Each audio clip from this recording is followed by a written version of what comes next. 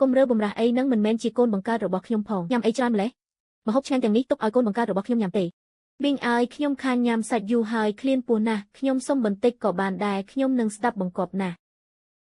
ចង់ញ៉ាំទៅរកកម្ដាយបង្កើតរបស់ឯងទៅគុំមកពាក់នៅទីនេះរំខានកូនប្រុសខ្ញុំហូបបាយណាស់ប្តីសម្លាញ់ហេតុអ្វីក៏ត្រឡប់មកវិញលឿនម្ល៉េះធ្វើដំណើរនឿយហត់ណាស់ហើយអង្គុយសម្រាកសិនមកខ្វាន់ហេតុអ្វីក៏យំដូច្នេះប៉ាគុំខ្លាចអីគុំខ្លាចប្រាប់ប៉ាដោយស្មោះត្រង់មកតើមាននរណាម្នាក់ធ្វើបាបកូនទេ